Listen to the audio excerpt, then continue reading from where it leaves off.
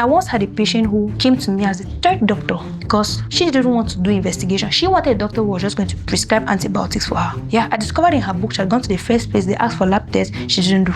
She went to the next place, they asked for the same lab test, she didn't do. I told her, madam, you see, I'm about to ask for the same lab test. Finally, they left and didn't come back. Maybe they went to the fourth hospital to find somebody who would just prescribe medications for them. It doesn't work like that. Another misconception patients have is that when they go to a hospital the first time and maybe don't feel better, it means either the hospital is a bad hospital or the doctor was a bad doctor.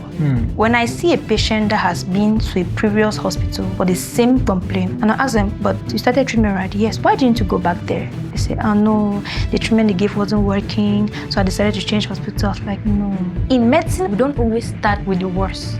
We start with the simpler problems and begin to ascend. If a doctor prescribes a medication to you, firstly, we may have prescribed the lower dose based on how he presented the case to us, and it may not have worked just because the dose wasn't optimal at that time. It's important to come back to us and tell us that, oh, I still feel the pain. We're like, okay, we should add the dose. Secondly, we don't just start from the worst case scenarios. Someone's stomach can be swollen and it may be something as simple as bloating. It may be something as complicated as cancer. We don't go straight to cancer.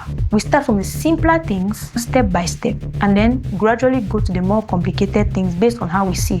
And that's why it's important to have one place where you're followed up so we can see the progression. When you go to somewhere else, you make them to start everything all over. And most patients don't keep their records. So they go somewhere else, brand new book, and you have to start from scratch. And then they still complain, I already did this test too, I already did this test. Okay, where's the result? It's important to stay in one place. Let your primary healthcare practitioner take care of you unless they refer you and tell you that, okay, you now need to go to this next level of healthcare. When I see patients that come from elsewhere, they generally feel like we'll do something else. I'm like, you've not changed. Your problem has stayed the same. So it's not like I'm going to do some form of magic. Sometimes patients don't take their medication the way it's prescribed. We explain a lot and you'll be surprised that a patient will leave your office and has understood absolutely nothing. How do you know? Ask them again what I just said and you'll be surprised. Most patients don't take their medications in the right dosage, and those are things that we need to check the next time they come.